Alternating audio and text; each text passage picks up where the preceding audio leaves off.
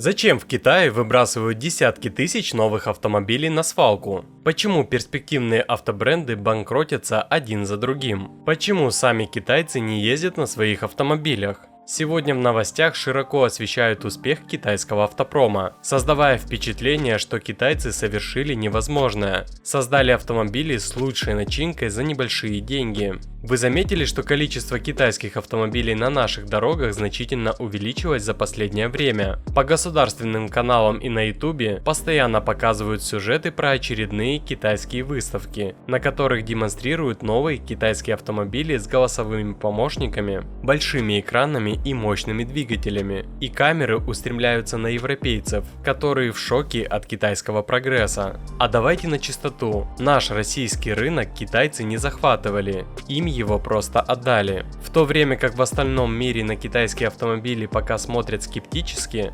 китайцы понимают, что сейчас в России сложно купить иномарку и предлагают автомобили с крутыми экранами и наворотами за небольшие деньги. Возьмем, к примеру, Hi-Fi Z, по стоимости как Mercedes среднего класса, а по оснащению как космическая ракета SpaceX. В тестах в Норвегии при температуре минус 35 градусов он показал отличные результаты, проехав почти 550 км на одном заряде, при заявленных 570 км. Но компания Human Horizons, создавшая Hi-Fi Z, обанкротилась в 2022 году. Их бизнес оказался нерентабельным, и они закрыли свой единственный завод под Шанхаем. Также на повестке дня полезная информация от наших спонсоров. С ними вы сэкономите на прохождении ТО, покупке нового автомобиля и оформлении каско. Все это один бесплатный ресурс autospot.ru. Буквально в несколько кликов вы наглядно поймете, сколько можете сэкономить при покупке нового автомобиля за наличные, в кредит или трейд-ин. А если вам необходимо техническое обслуживание, заполняйте параметры и удобно смотрите на карте самые выгодные цены в вашем городе. Ну а если вам нужна каска, сделайте пару кликов и получите за 2 минуты список самых выгодных предложений.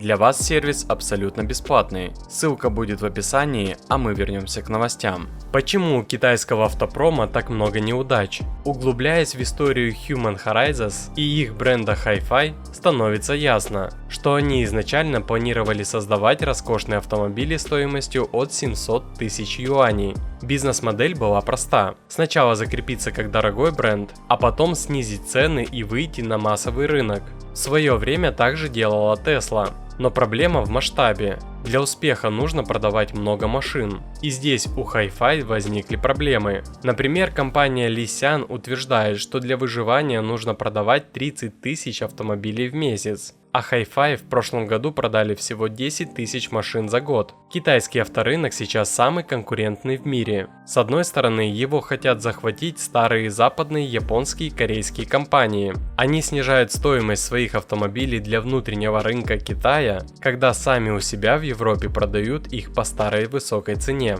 А с другой стороны, идет поддержка собственного автопрома за счет субсидий и инвестиций. Что касается свалок новых автомобилей, то в Китае всего в прошлом году перепроизвели 3,5 миллиона автомобилей и теперь не знают, что с ними делать, а могли бы просто снизить цены в 2 раза и распродать их. Давайте рассмотрим одну из свалок. Это автомобили Neta V. Все они зарегистрированы как проданные, и возникает вопрос, зачем производить столько автомобилей и выбрасывать их на свалку? Есть 2 теории. Первая. Компания планировала заниматься каршерингом, но обанкротилась. Вторая. Проблема глубже и связана с получением государственных субсидий. Многие компании производят автомобили, регистрируя их как проданные, чтобы получить субсидии и инвестиции от государства. Государству это тоже выгодно для доминирования на международном рынке автомобилестроения. Китай активно привлекает лучших специалистов со всего мира, переманивая их из Rolls-Royce, Bentley, Porsche и полностью выкупив Volvo. Они используют различные методы, такие как маркетинговые ходы с цветами при покупке Porsche,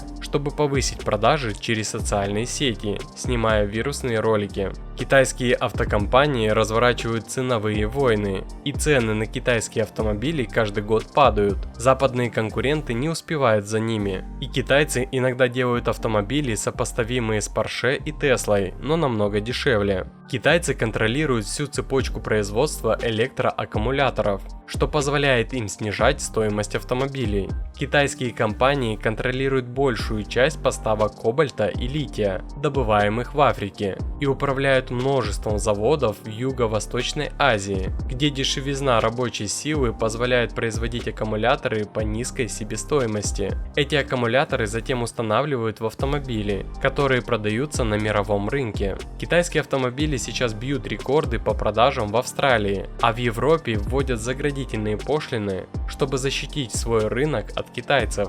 Но сами китайские потребители пока не готовы к огромному количеству местных брендов, и многие предпочитают проверенные немецкие и японские автомобили. Китайские автомобили теряют в стоимости до 70% за первые 5 лет, и постоянное технологическое обновление делает их плохой инвестицией. Поэтому многие китайцы предпочитают BMW и Mercedes. Китайский автопром напоминает доткомовский кризис в Америке. Слишком много компаний, которым нужно продавать машины, чтобы выжить. Несмотря на это, в прошлом году Китай продал рекордное количество автомобилей и вышел на первое место в мире по количеству продаж, обогнав Японию. Это тектонический сдвиг в мировом автомобилестроении. Китайцы продолжают активно развивать свой автопром, создавая условия для роста числа компаний и улучшения качества продукции. Китайский автопром, несмотря на его проблемы, продолжает активно развиваться благодаря масштабным инвестициям и поддержке государства. Это приводит к тому, что на мировом рынке китайские автомобили становятся все более конкурентоспособными. Кроме того, на китайском рынке много сырых проектов, которые нуждаются в доработке. Это приводит к тому, что многие китайские автомобилисты не спешат пересаживаться на отечественные бренды. Но стоит отметить, что самые успешные продукты создаются там, где самая большая конкуренция. А в Китае сейчас конкуренция в автопроме самая высокая в мире. Китайское правительство создает условия для появления большого количества компаний и привлечения иностранных специалистов, что способствует постоянному улучшению продукта без роста его цены. Конечно, вначале может что-то не получаться, но с таким ресурсом и поддержкой, которую вкладывает китайское правительство, у них есть все шансы на успех. Что касается качества китайских автомобилей, оно может варьироваться в зависимости от цены. В Китае уже немало хороших автобрендов, которые зарекомендовали себя. Например, Лисян неоднократно получал похвалу от авторитетных автообзорщиков на YouTube, сравнивающих его автомобили с Mercedes и утверждающих, что китайский производитель делает автомобили на порядок лучше. Ребята сейчас продают десятки тысяч автомобилей в месяц, что свидетельствует о растущем доверии к его продукции.